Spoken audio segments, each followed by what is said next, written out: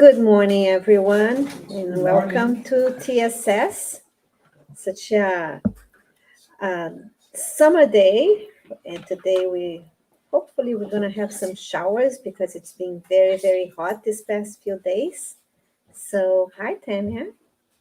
It's nice to have all of you. We have a few new faces. Welcome to TSS. And today I'll be doing the opening readings from the book Happy Days from Joana de Angelis and Givaldo Franco. Listen calmly whenever you are invited to do so. Let the other person complete his thoughts. Do not jump to certainly incorrect conclusions. Not everyone can express himself quickly or clearly. So listen cheerfully. Ignore misstatements and poor choices of words in order to understand what the other is trying to say. If someone accuses you, search for the root of wrongdoing and get rid of it. Dialogue shall always happen without bitterness, leaving a positive balance. If he clarifies something for you or teaches you something, absorb the lesson. If he is blaming someone, lessen the intensity of the offense with expressions of comfort to the offended party. So let's close our eyes, elevate our thoughts to God, our Creator, to Jesus, our guiding light, and to all the spirits present here today, the incarnate and discarnate ones. And let's be thankful of being gathering here today under Jesus' name, so we can learn a little bit more of the lessons he left to us, of the teachings we are about to hear by Marco. And we ask all the good spirits present here today to elevate Marco's thoughts so his mind can be clear, so we can absorb more of Jesus' teachings. And so be it. And Marco will be presenting to us the art of forgiveness. Thank you, Marco. Okay. So again, good morning, everyone. Thank you all for coming. For all of you who are following us online, thank you for coming and joining us. So today we're going to be talking, as we heard in the passages that we read this morning, and also what Sandra just presented to us, that we're going to be talking about the art of forgiveness. Right? So the idea behind calling this the art of forgiveness is really, if you think about art in general, right? Let's say when we're thinking about a painting, or someone who's composing, or someone who's creating something, right? So think about the process of getting there, right? It's not automatic, right? It's not something that you naturally born maybe with, but even in that cases, you have to develop it, right? You have to put some effort into it, right? You have to dedicate yourself towards that goal. Like, you have to improve, you have to have discipline, right? The really, really well-known composers and artists that we see throughout the world today, what we don't see is like how much effort is and work, right, is involved behind the artistic creation, right, in that case, right? So is some sort of a sublime essence to it. It's something that is achievable, but it's also beautiful at the same time, right? It's something that is difficult to comprehend from a distance, but maybe easier when you get close to it. So there's all this amazing characteristics of art, right? That I think we can basically transport all of that into forgiveness, which is similar in a way, right? So what we're going to be talking about today, we're trying to put the different optics into the whole thing. So of course we're going to be talking about, it's important to forgive, right? Yeah, like we all know that, right? And I think we can be talking about the importance of forgiveness for the next 5,000 years, and we still may not be able to get all of it, right, into our daily lives. But what I thought is that maybe if we do it a little bit different and think about the process of forgiving, right?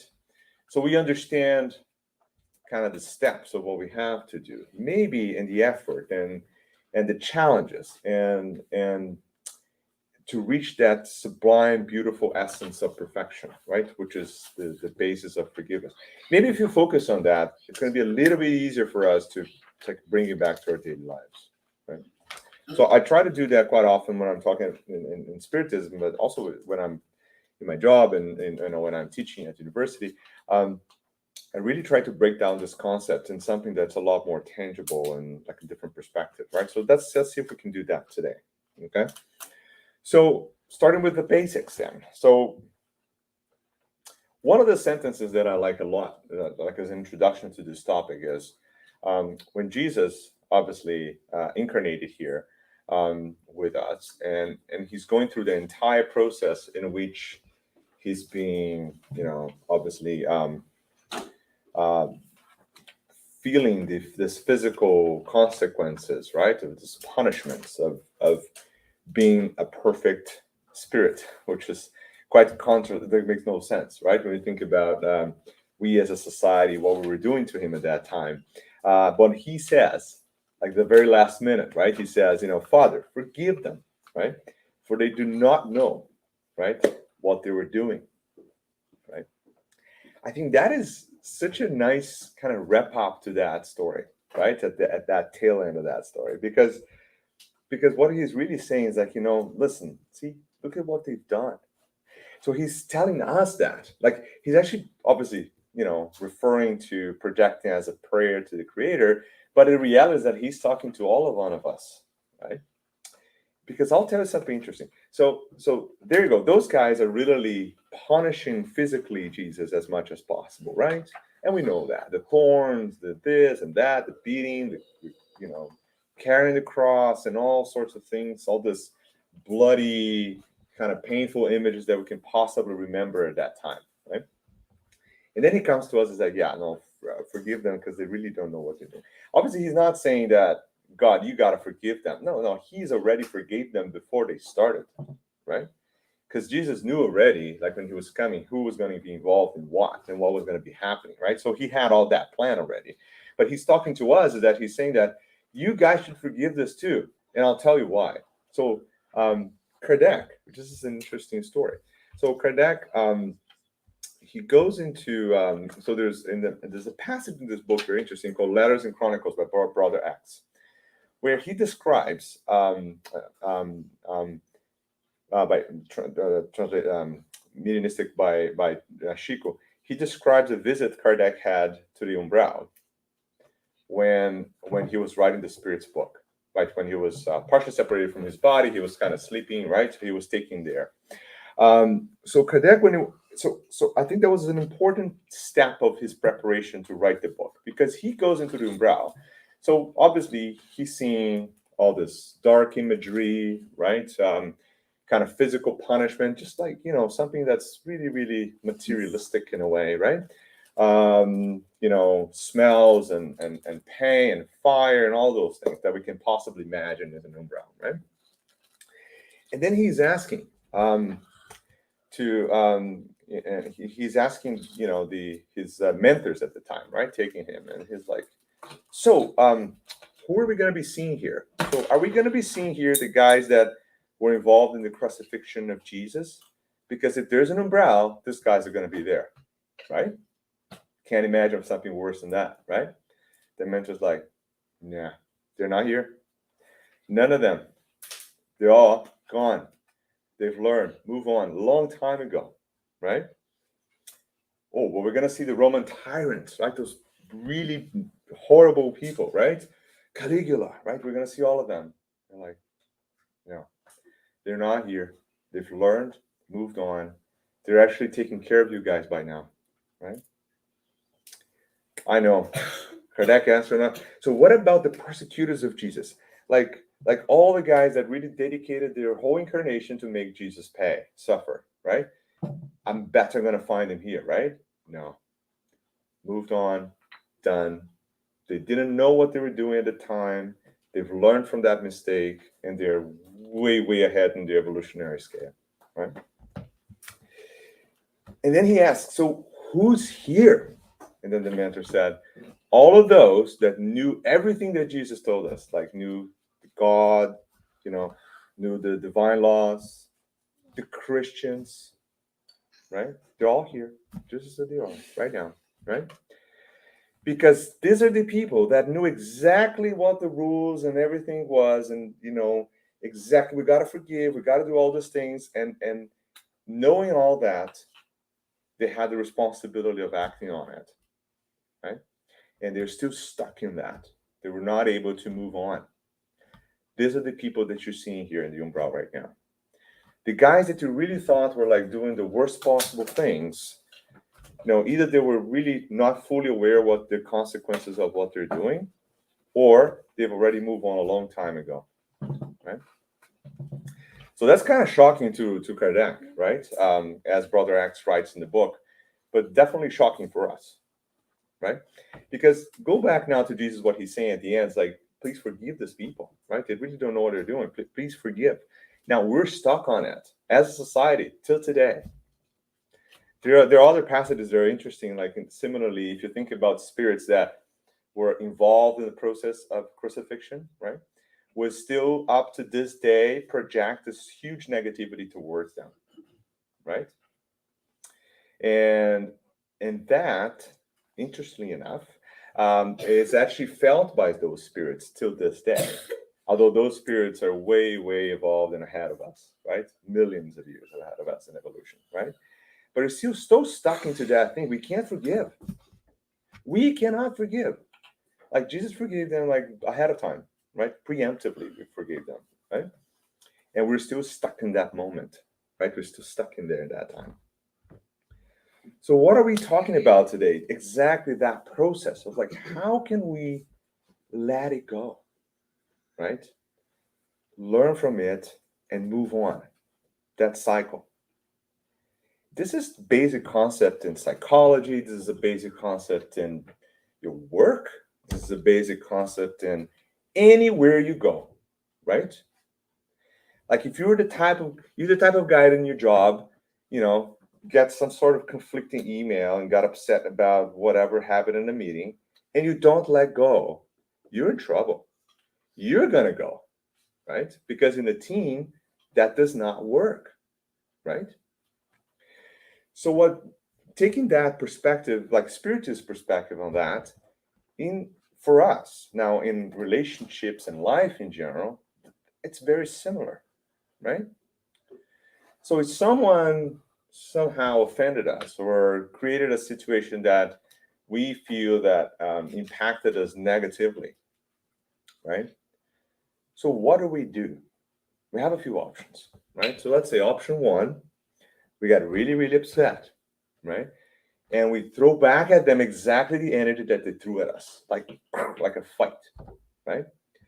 Who's going to win in that scenario? Right?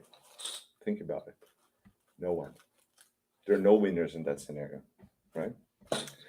So second scenario is like, you get really, really upset, but you calm down, you take a perspective, say, well, maybe that's what happened. And even if you're not friends anymore, maybe if you're not the best friends, you're not going out for dinners anymore with that person, but you get rid of that negativity, sending that back. That's a good step forward, right? Because now, it's like, I forgive. Maybe you're not forgive completely yet, but at least you're trying to get rid of that reaction, right, to that moment. Do you want an example of that? Get a very angry email, 6 p.m. at work. What do? Do you reply in the next 5 minutes, or you take a break and reply the next day? Think about it. What is the most obvious thing to do, right? Reply the next day, isn't it? Because if you're that emotion, now try to picture yourself in that scenario and think about the emotions that are going through your mind right at that time when you get that email. That is exactly what you need to get rid of. That's exactly it. Hard to describe, right? But every person can feel that. Cecilia Meirelles wrote that one time. She said, this is she said, the charity, or I don't remember the exact word, but charity is one of those things that it is so hard to explain, but it's so easy to feel. That's the kind of same idea, right? Very hard to explain what that means, because it's bringing from us thousands of years of experiences at that time. You kind of let it go, right? Of that vibration, right? So that anger, that reactivity, right? That explosion that was important for us to survive, maybe when we were like 10,000 years ago, right? Like a flight or flight response. Like, you got to do this, right? Not anymore, right? You have to control that. But that is exactly the moment where you really have to work on, right? And if that energy continues, right, for years, oh boy, now it's going to manifest itself on you. Like, you're the one losing in the end. So if you don't forgive and let go of that, so if you don't let go of that energy, if you don't forgive the insult, right, and you don't mend it, right, that's going to be very hard, right, for you to continue pathway, right? So I have like 5 topics we're going to talk about today. First one is like, we're going to talk about forgiveness in general. When, how often, and what does that mean to forgive? Okay, so let's start with that. Okay. So, and everything I mentioned here is mostly from the Gospel according to Spiritism. Chapter 10 is a good start if you want to just read about it, and then from there I'll give you some other things we can talk about, right? But in chapter 10, and I'll read directly from the book here. So Kardec says, be patient, right? So now we're thinking about what we're talking about, forgiveness, what that be patient means, right? So that's exactly that moment that I just described to you, right? If you don't have patience, you also accept that you may not be ready to forgive right away and instantaneously and perfectly. If you don't have the patience to understand that there's a process ahead of you, see, that's bad, right? Because then you start to question yourself and challenge yourself, like, why am I not doing this, right? There's a process, right? So he starts with be patient. So patience, too, is a form of charity. Isn't that true, right? Being patient to people around us, right? And it happens in the most silly things in the daily life, right? Let me give you a scenario, okay? And you don't need to tell me what you're going to do, but you can think about it, okay? So you drive in a 401, right? For those of you that are in line, 401 is a big highway, right? So you drive 401, there's like 5-6 lanes of traffic, right, side by side. And you're going in the left lane, which technically like is a passing lane, right? And there's one guy driving like half the limit of the speed in the left lane. Just one guy. And there's literally 200 cars behind it on the left lane. How would you feel? Don't need to answer. Just keep that emotion right there, because I don't want to explain. We're trying to keep it, spirits are helping us right now. So just take a deep breath, okay? Okay, so it does start with a little bit of patience, right? Now, am I saying that we're gonna just cool and stay there for the rest of our trip? No, that's not what we're saying. Everybody gets to move on, right? Even if there's a big thing in front of you that you have to deal with, right? But the part that we have to deal with is that how we feel about that, right? Do you think if I really start yelling inside my car for that guy, he's gonna move? We do that though, right? Isn't that crazy? Okay, let me think about the other one. If you think I drive really, really close to him, do you think he's gonna move? I don't think so. There's a good chance you're gonna cause an accident, right? That's not a good idea. Don't we do that, right? I know one. I'm gonna honk the hell out of it, right? Maybe he's gonna move, or maybe he's gonna get more upset and slow down even more. Right? It's 2 options, right? how about at some moment I realize that I can't change another person sometimes. So, okay, fine. I'm just going to slowly move to the other side, find another way to go around and kind of go, right? But we don't do that. We actually move to the other lane, squeeze by the other guy, hit the brakes, press the... It's like, we're not helping anyone, right? So it does start with patience. And now, if you're patient enough to understand that you have to deal with what you were creating at that moment, it doesn't matter what the guy's doing, he's going to deal with his own consequences, right? Police is going to come, stop him one day, or maybe he'll get in an accident, or maybe he'll get a lot of negativity from a lot of people around him. I don't know. Right? But anyways, he will deal with his consequences of his actions. Like we have to deal with ours, right?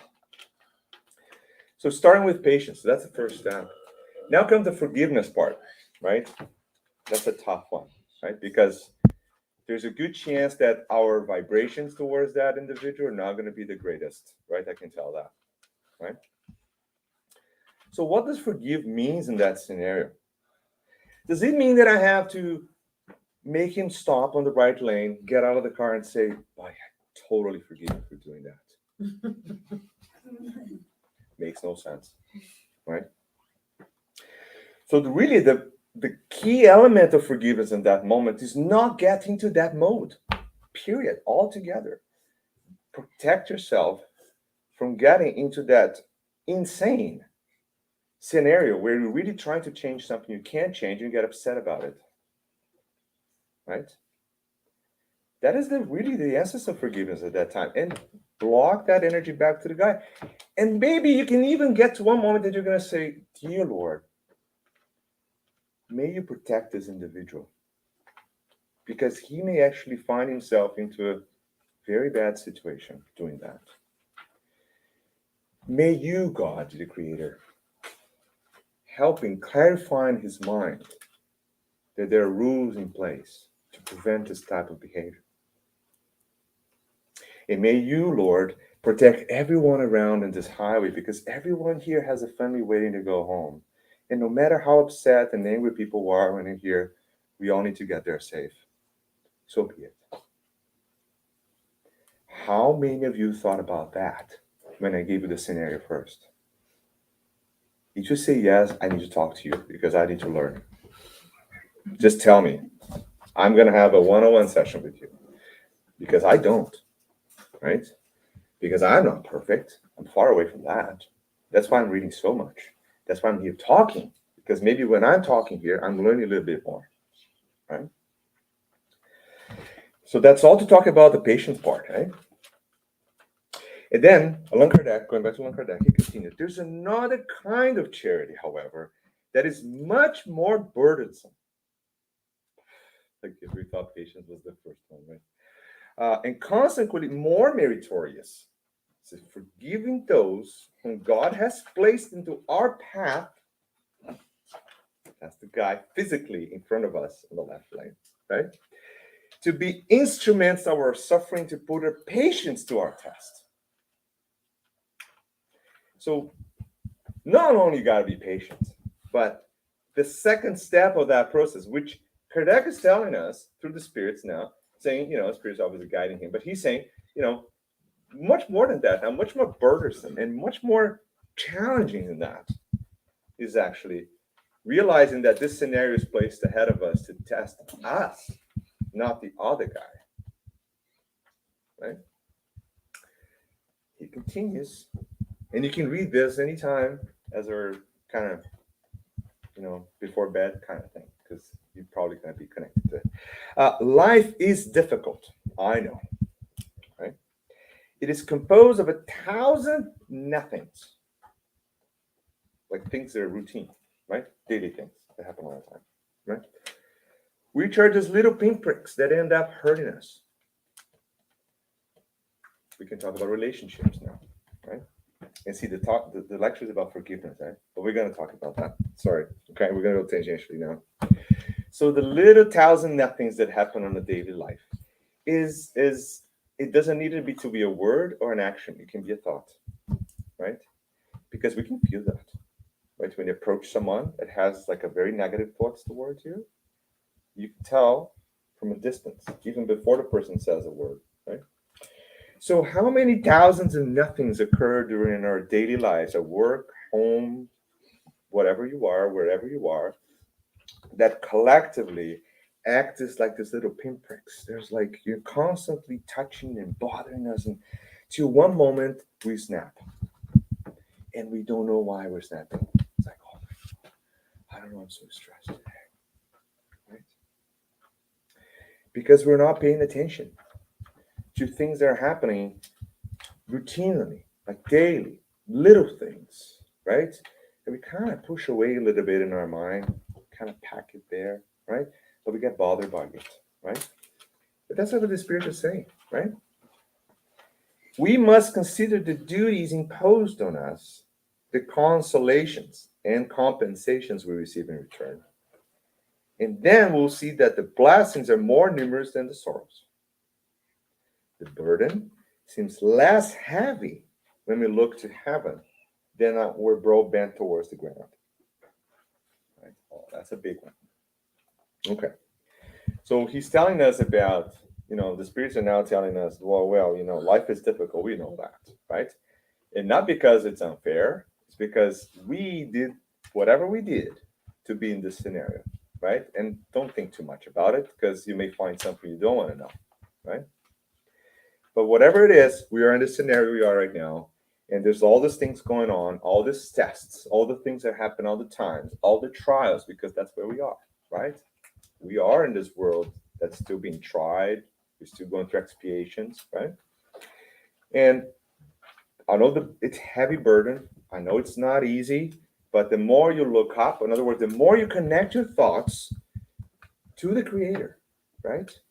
Through the words and message of Jesus, the easier it gets, always. Right? And that's why Jesus, now going back to the first thing we said, that's why Jesus that sentence is so profound that he's now teaching us 2,000 years later that you got to know how to forgive in any scenario, including a scenario when someone is apparently making me suffer, which really I don't, but it's making me suffer because that's all they know. That's all they're capable of doing. They don't know how to deal with differences. They don't know how to understand love. They actually don't know what love is, right? I'm here to tell them that, and I'm showing love to these guys by loving them when they're actually hitting me with these nails. What a profound message. And then he's still touching us because he knew we're going to see that. We're going to say, those guys. Why are they doing that? Right? He's already telling us that 2,000 years ago. Like, you got to forgive. But as we don't forgive those, we still don't forgive people around us. We don't forgive the guy that's driving in front of us in the left lane. We have a hard time doing that. Right? And we're not even talking about other things that are more challenging than that. Okay? So he continues. Courage, my friends. Christ is your model. Okay? He suffered more than any of you and had nothing for which to reproach himself, whereas you have your past to expiate and to strengthen you for the future. So that's in chapter 13 of the Gospel according to Spiritism. So that's the Spiritist teachings, right? So we can definitely, have like an entire seminar of like 6 hours or just this part, right? With more examples. But we got to move on. We're going to talk about forgiveness there. Okay? Okay. So the next big question is when? So when should I forgive?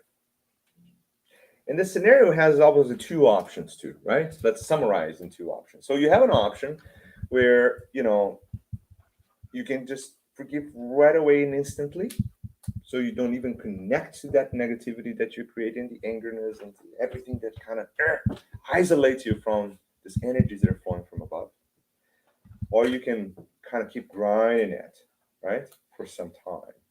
Until one day that grinding process of that emotion gets so heavy that you either collapse or you forgive, right? And some people still don't forgive, right? So we are more towards the second option, right? Where we are more in the mode where some of us here are ready, you know what, I can't forgive. That's fine. there's something. I can't. Oh, there's not. But I can. I can understand the concept now, and I can work on it, right? But oh boy, it may take years for me to do that, right? That's fine. That's the process where we are. Now, if we shorten that period to minutes or to seconds, that is makes our life so much easier. And it's kind of almost like a selfish thought. Maybe I'm doing it for me. I don't know. But it is important to do that, right? So this is what Allan Kardec says in the Gospel, again, the chapter 10. In the practice of forgiveness and the good in general, right? There's more than one moral effect. There's also physical effect. So if you're not buying the idea that you need to forgive because it's a good thing, let's talk about the physical thing, okay? We know that death does not free us from our enemies, right? Spirit just teaches that, right? We're eternal, right? We'll live on as a spirit, either here in a body or not in a body, right? Or in another planet, or wherever you are, you're the same person, right? You are this collective, like almost like a book that you've been reading for so many incarnations, and you've been changing and evolving and learning for so many thousands of years, right?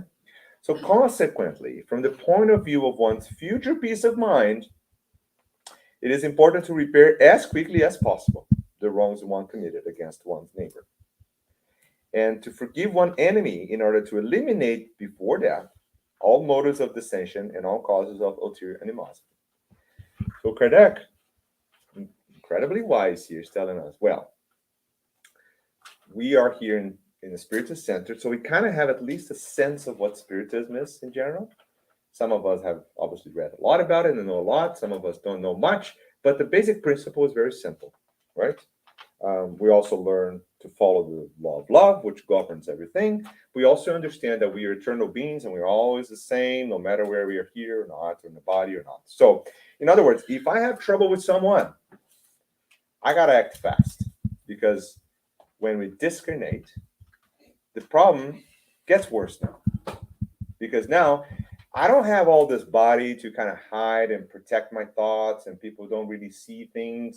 I can pretend to be a nice person still in this body.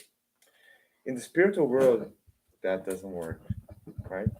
Because you are like this walking blackboard of things written around you.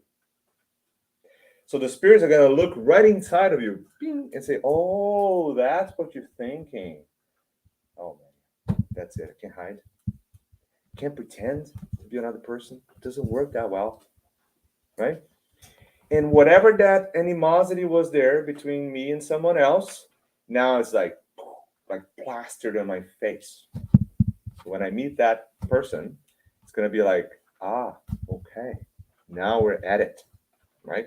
Now it's fight time, right? Obviously, there's an exaggeration, but the idea is it doesn't go away. Most likely gets worse.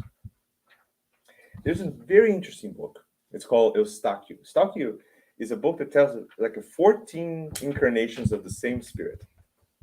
And in this book, Eustachio talks about his life since he was living in Europe thousands of years ago. And he goes through the process of incarnation like multiple times, right? And one thing that is quite interesting in that book is that he talks about his life incarnated, how he meets his friends and enemies, right? And then discarnated, what happens between his enemies and him, and then back again, and then discarnated, and then back again. So it's like a cycle, right? And it's such a perfect example of what Kardec is saying here, because some of his enemies, right, while discarnated, will do anything they can to make Eustachio's life worse, right, when they come back, because they're not forgiving, right? They're definitely not forgiving. They're killing each other every incarnation, basically. They kill each other in war, and then they kill each other as an accident, then they kill each other in a family fight, but they're always kind of like picking back on that same process, right? And forgiveness is not there at all, right?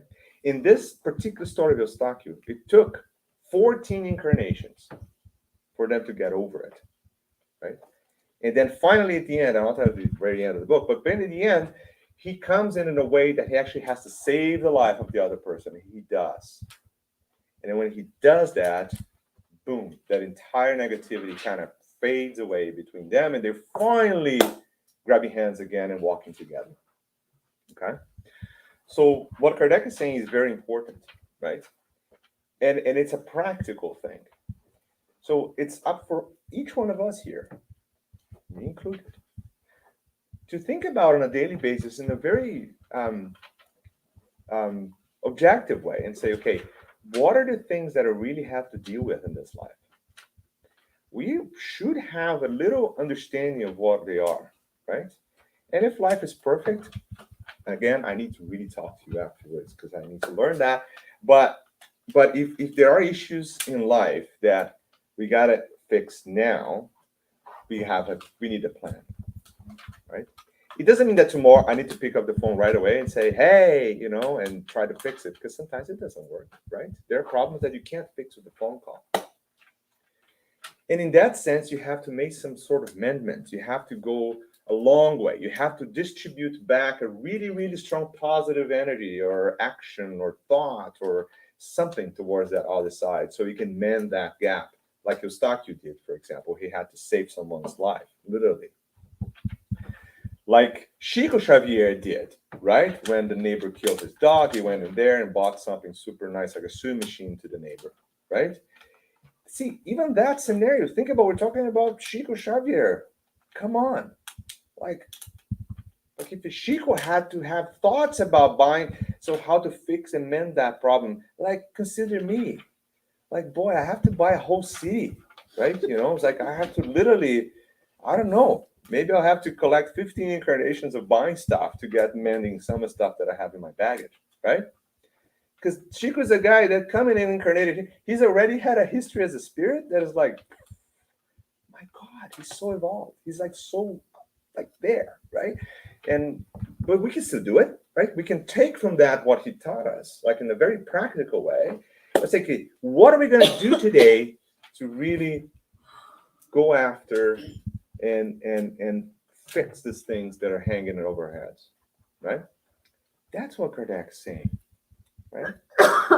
Is there a standardized plan for that? No. Like every person is different, every problem is different, every relationship is different, every action is different. Like, no, I cannot come here and say, this is the plan that every one of us is going to follow, right? But I can do something. I can say something. I can say that Jesus gave us a little math equation, right, to help out, right?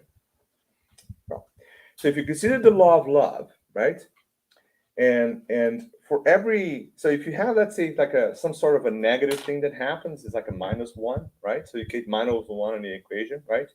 And you got to make it to the plus side. So if you just put like a +1 in there, it doesn't really work, right? If you do one thing positive and kind of try to kind of match it, like you still at a 0. 0 doesn't really help. That's the guy of the talents. Remember the guy of the talents in the parable? So, I'll give you 1 talent, and then you hide it and give it back that talent. It's like doesn't work, right? You just missed this crazy opportunity to do a lot of good things, right? So you got to do at least 2 things, like a 2 + 2, to make that kind of go on the positive side, right? So you really have to work hard. So Jesus is giving us that master, say, I'll tell you, love one another, right? That is the maxim. That's the idea, right? And how we're going to do that? Lots of ways of doing it, right? Give an example. Well, if I can't reach the person, can't talk, far away, I don't know, if it's impossible for me to reach out, can I at least pray? It's like, yes, you can always pray, right? But not pray like, yeah, God, take this guy away from my life because I can't really deal with this. That's not praying. It's not like a curse. Like yeah, right? So that prayer, that actually is going to bring you back a lot of that same negativity, right? It's not going to help you, I can tell you that. Because when you're in the spiritual world, Kardec's saying here, you're going to meet that spirit again, and then you can't just say, please God, push this guy away from me, No, it's going to be an obsession. It's going to be all over you all the time, right? I have so many examples of that, right? Memoirs of a Suicide, for example. Like, think about that. like that group of spirit that just disincarnated, as going to a place where all those spirits have been through suicide. Think about the energy that's surrounding them, the visual perspectives that they have around them, right?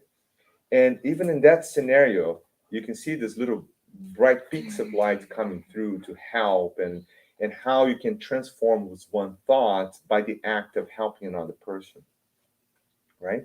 So in our daily lives, it's the same thing. So we can pray. We don't have to buy a sewing machine to everyone. That's not what Shiku's telling us, right? But really figure out ways that we can mend that. We can go, like, we have to make that step.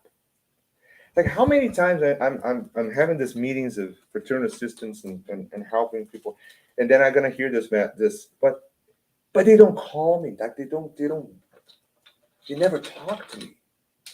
Like, yeah, this is just a single problem in that sentence, though, which is a critical one, right?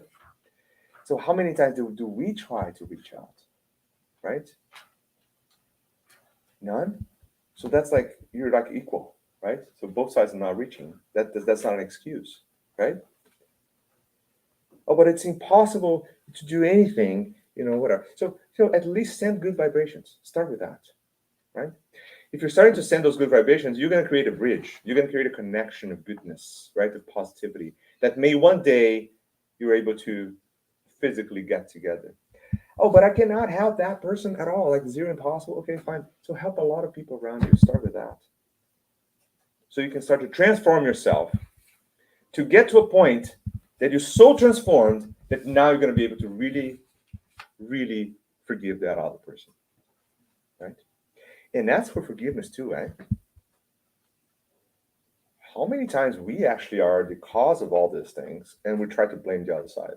That never happens, right? Yeah, that happens more often than we think, right?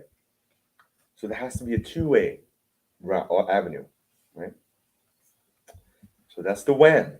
Do it right now. Okay. So Allan Kardec continues. So there are two quite different ways of forgiving, just to make it more complicated. And I'm not making this up. This is all Kardec saying. Okay. One is great, noble, truly generous, without ulterior motives, delicately sparing the self-esteem and susceptibility of one's opponent, even when he or she is completely to blame.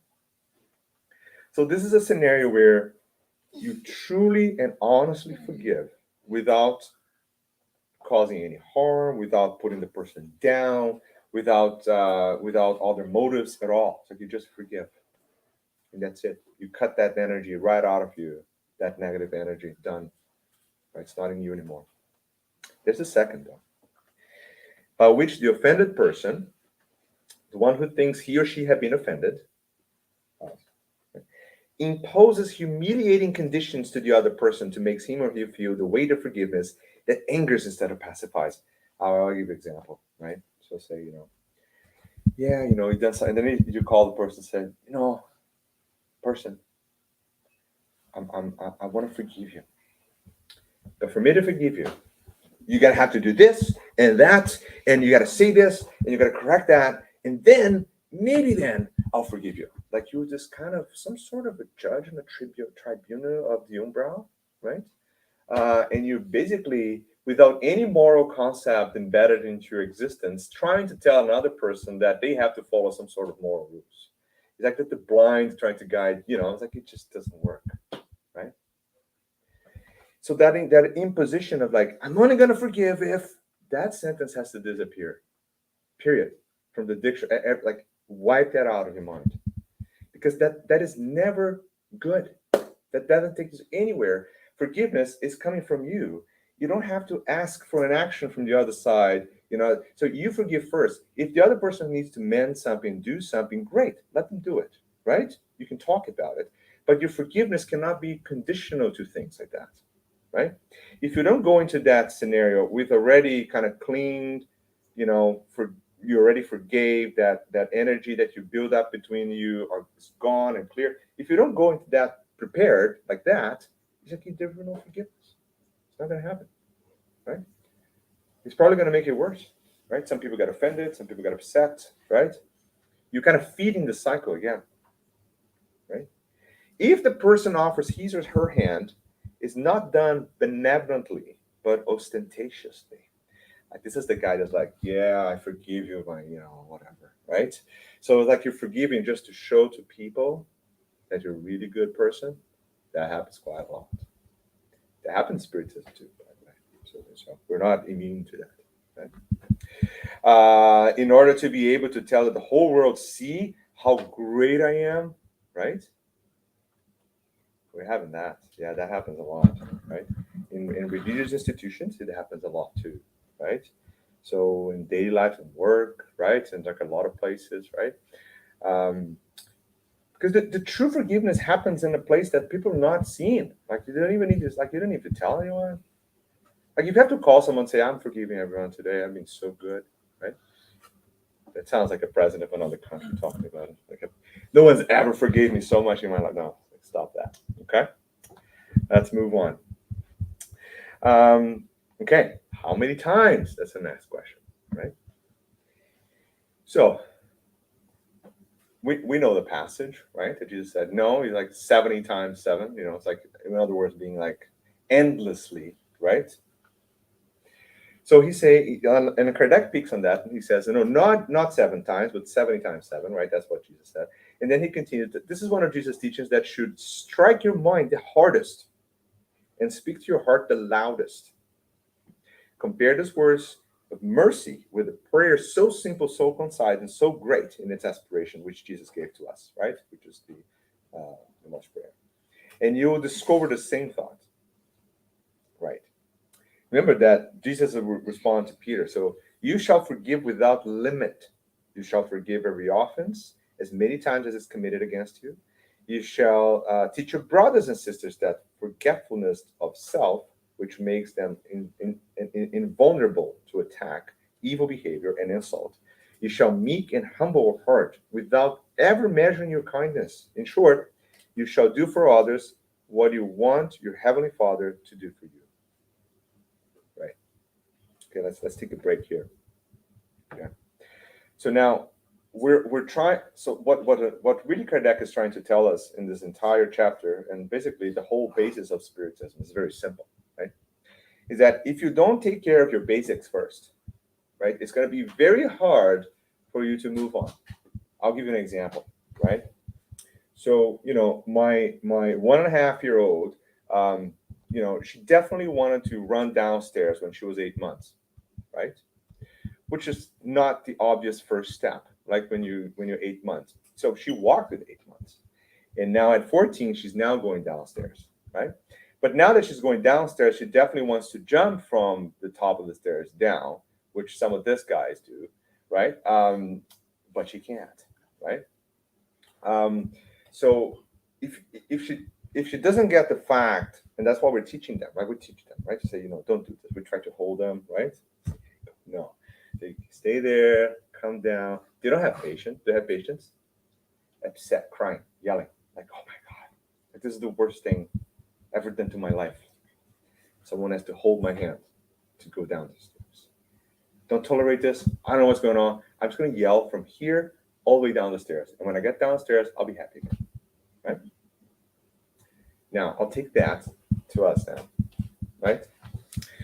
So we're trying to go this stairway of evolution, let's call it this way. Right?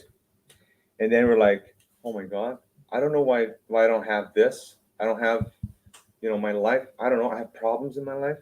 I don't know why I have problems in my life. Like, why do I have to go to trials? Like, why do I have to struggle to achieve something? Look, I can't believe it. Why people have to why do I have to kind of move this way? Why I can't just do, oh my God, it's so terrible. Like the worst thing in the universe, right? So it's like someone, you tell an adult that, I'm really sorry, but you can't, have everything you want in life right now. You got to work for it, right? One step at a time. And they throw a tantrum right in front of you, throw yourself on the ground, start. But we do that. We do that when we're facing the trials that are set up for us in life. We do exactly like the 1.5-year-old trying to go downstairs. We do exactly the same thing. We complain and we struggle and we yell, and then we achieve it, and then we're like, oh, that's pretty cool, right? We've done that, like one step at a time, right?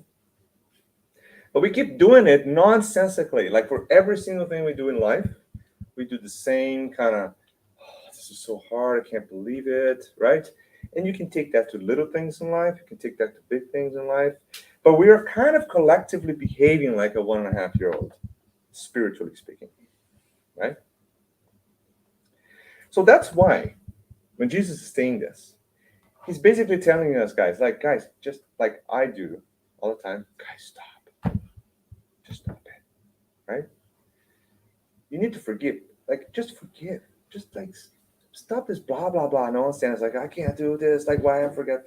Just do it. Just forgive. How many times? I don't know. How many times you need? 1,000,000? So go for it, right? I'm probably like 5,000,000 times 1,000,000,000 right now. My forgiveness need, right, on my list, and I'm still working on it, right? But it's just, again, Jesus is really talking to us like, you got to take care of your basics, you got to stop complaining, you got to learn from this, you got to, right? Because the pathway of evolution is kind of all ahead of you, and for every step you're making so much noise, right? Just like toddlers do, right? That's kind of where we are right now spiritually, and we're running out of time. I'm gonna get there. Okay. So yeah, let me just finish then. So there's a few more things we can talk about. We'll come back another time to talk about this. But so there's another passage I find very nice if you guys want to read about. It's book Living Spring, right, by Chico. So there's a chapter called Forgive Always, right? And I'm not going to go through the entire thing, but if you want to really have kind of a summary of what we just talked about, that chapter is a very short chapter, like a page chapter. It's really nice. And I like one sentence. I just want to say one sentence from the chapter. It says, no matter how serious a neighbor's wrongs may seem to be, do not waste your time on criticism. We don't do this, right? Do we criticize other people? No. I'm biased. I'm trained to criticize things. As a scientist, that's what I do every day. Like, I criticize other people's work, I criticize my own work, I criticize papers, I criticize everything, right? But what's interesting is that that type of criticism can be positive. In other words, like, I'm advancing scientist by being critic of my own work. That's great, right? But it can be totally a waste of time if I'm just criticizing someone for the things that probably I do too, right? And we're just like, oh my God, can you believe it? Right? And you go and do worse things, right? And you just keep criticizing. So, anyways, just be careful with that. So, and just to summarize the end now, and it's a very short story, right? From the big book Between Heaven and Earth. So, just two characters that I find quite inspirational in general. So Odila and Zomira, right? Two mothers, right? So Zomira is obviously a stepmother of I'll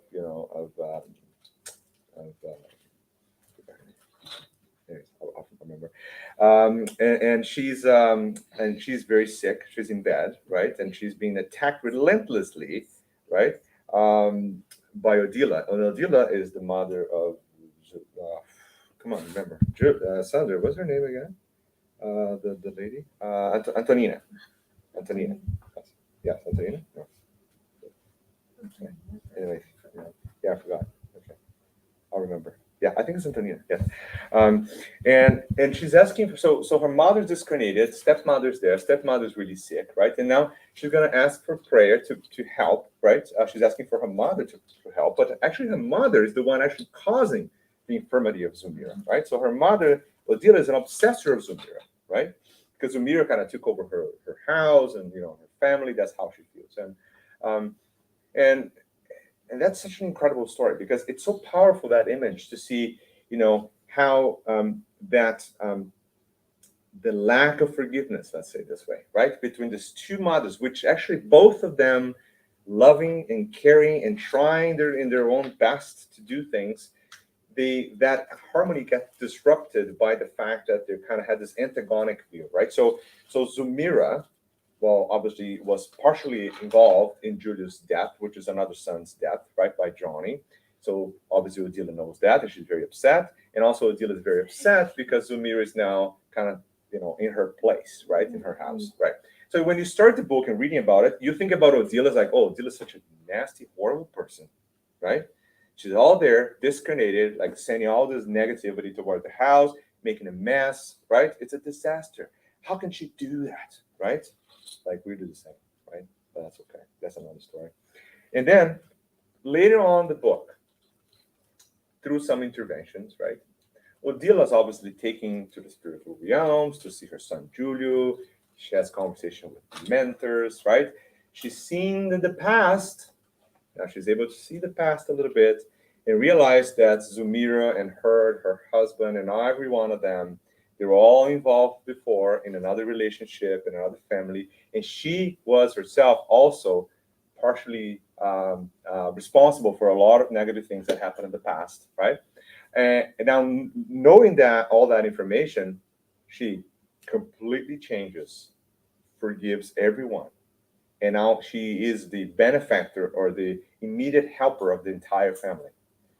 And then by the end of the book, she's actually helping everyone, including Zumira, which is the person that she, in the beginning of the book, hated so much, right? She's helping her thrive with a new family so everyone can be happy and unified again in love, right? But one single act that she was able to snap out of it, right, transformed the entire existence of this family, right, forever. And I think this book is a great example because for us, it's kind of the same thing. So that's why Kardec is saying, like, all the time, like, don't waste time on this stuff, right? Move, like, snap out of it, right? And that's what I tell this guys here, right, Daniel? I say, Daniel, snap out of it, right? So why are you so upset today? No. So I tell them, like, snap out. It's like literally, like you have to kind of take action. Do it. Don't think about it. If you're like, oh, I'm thinking about it, forgive you one day, great, but you got to do it, right? So I think that's, if you're going to summarize and make one last thing, is just this is the time. The time is now. That's it. Okay, thank you. It's Antonina. Antonina, yes. Antonina.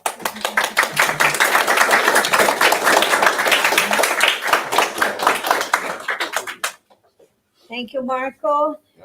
I think we all need to forgive, and we all need to be forgiven. It's something that it's an exercise. It's a daily exercise in little things and big things.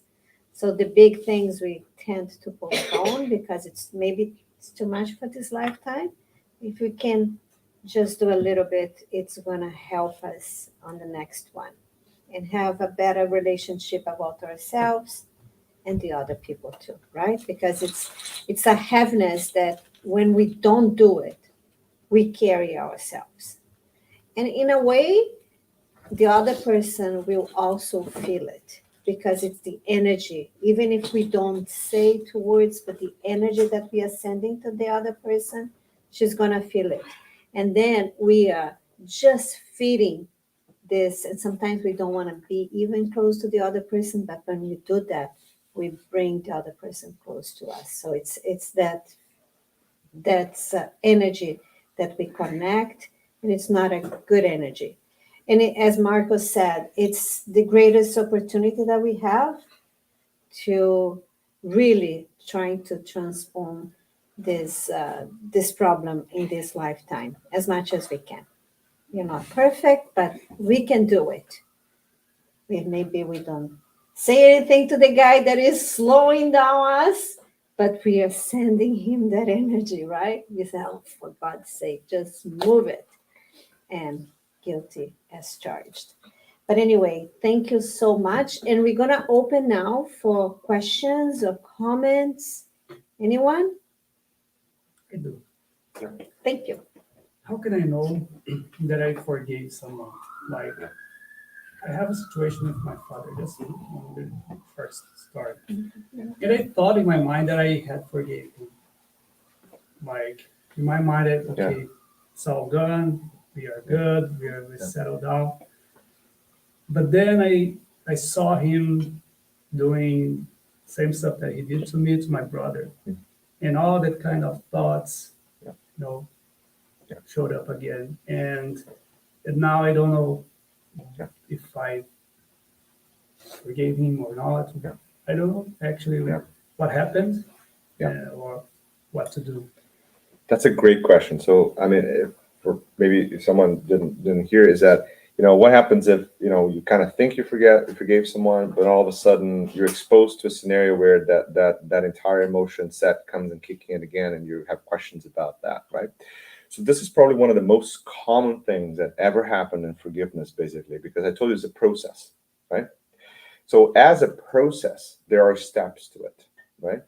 And there are moments in that process where you can definitely get rid of that first initial kind of knee-jerking, aggressive type response. It's like, oh my God, this is like, that's the first step, right? So you kind of you blunt that, right? So you go into the second, the third steps, which are like, you start to see some positive sides of things. You start to control certain emotions, but the true forgiveness, which is a moment where you're gonna feel. Every time you think about person, think about the most pure type of love you can possibly imagine, like this maternal love, like loving a baby type of thing. That's as close as Jesus told us. That's kind of the closest possible we can think about the perfection of love in our existence, right? So that may take a long time. And that is a huge process to go through, right? And when you're re-exposed to the same insult again, it's super common and normal for you to revive or relieve that set of emotions that you kind of packed, right, over a long period of time. And as a process of grieving, as a process of dealing with issues, as the same process of forgiveness, you're going to have to recycle that again. And when you do it again, you actually kind of taper it down a bit more, right? And then you taper it down a bit more until you're going to get into a moment where the true forgiveness coming in that you're not even thinking about it anymore, right? So the real, true, complete forgiveness is going to happen in a moment that you're going to look at someone and all you see is like, this is my brother as a creation, my brother, and I love as my mother and son, and I love it. This is like perfection now. Like, and you can see the same problem, and there's going to be completely inert to you, right? Because you see as Jesus. It's like, forgive them. They don't know what they're doing. Right? So Jesus is not connected to that anymore. See, disconnected. But he can see it from the outside, right? So now do not create a scenario in which you blame or require yourself to reach that tomorrow, because that creates another problem, right? Now you have to deal with the anxiety that creates, and all the issues you're kind of asking yourself things immediately that maybe you're not be able to do. Okay. But I would say that every time you're exposed to those things, and it could be like a deep ache, it could be something really hard to deal with, right? But I can guarantee you, next time you're gonna, if you present it to that again, your response is gonna be blunted compared to the first one, and then a bit more, right? And then a bit more.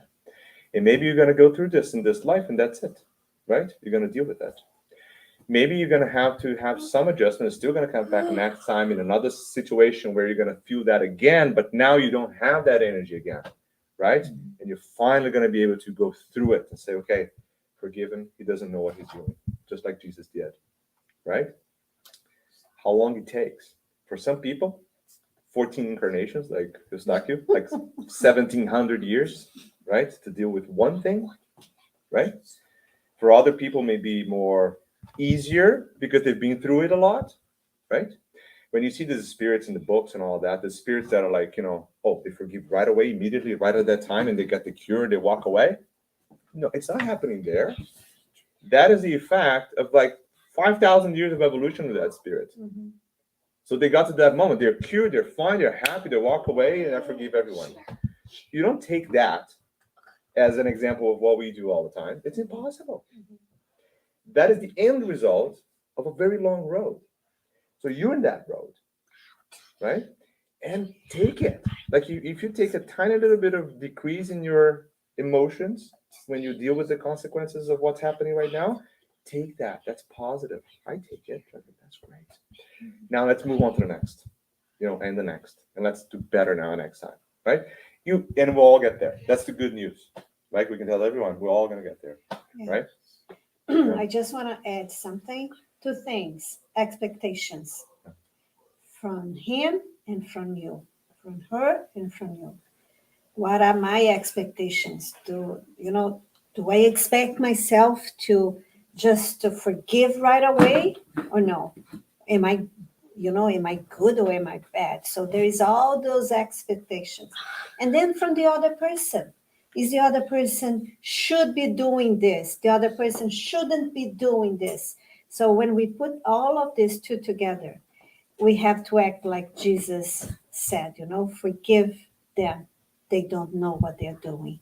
So maybe the other person doesn't know what they're doing. Maybe you don't know what you're doing. But we are blessed that we have infinity of time to just to perfect ourselves. And one day we're going to be like a high spirit that we just want to help and we just want to love no matter what. But we are not there yet. And as Marco was saying, it's a process. And be able to see your own progress in that process, even if it's a little bit, it's good enough. So take it and hold it. This is mine. Yeah. Okay? There's one clear example in the Bible where Jesus forgives somebody, which is the adulterous woman. So he says, you're forgiven, but don't sin again. Go and don't sin again. What's not in the story is what happens if she sins again. Yeah. Well, Jesus is not going to rescind his forgiveness. Yeah. Yeah. He's going to have to forgive her again. Yeah. It's a new act. It's a new event to be forgiven. Even the 2 might be related. But Jesus knows that for most people in our level of evolution, that she couldn't sin again. Right? We're not beyond that. But he has forgiven her on that act. Future is the future. Then it's a new act that we have to forgive again. We have to be careful with something I call the passive-aggressive forgiver. You say, you've forgiven somebody. And then much later, you meet them again. And in the conversation, you make a kind of a poisonous comment that takes them back to the mistake they made. And you're doing this to hurt that person because you know that they will understand what you're saying, even if other people around them does not. They know that you just did this remark to make them feel bad, which basically is proof that you didn't forgive. Thank you, Joe. Thank you, Marco, so much. Marco, no, you're not sitting. Oh, no? Okay. Can you do a closing prayer for us? The pass is after. Yeah, okay. We after look at places. We do a closing prayer, we shut down the net. Okay, and then we do the pass. Got it. Okay. All right, so let us all this moment connecting our hearts and our thoughts to our Father, Mother, Creator, God, to our Master Jesus. Let us feel this energy of love flowing in this room, connecting each one of us, helping us and strengthening us, giving us the courage to take the actions that we need to forgive, to move on, to love deeply and truly, as Jesus taught us. Let us all take this energy and take this love to everywhere we go, as these bright seeds of love. They're sprouting everywhere in the world, in our homes, in our work, in our daily activities. And in doing so, we continue transforming this world, regenerating this planet and our souls. Thank you, God, for this opportunity, and so be it. Thank you, Marco.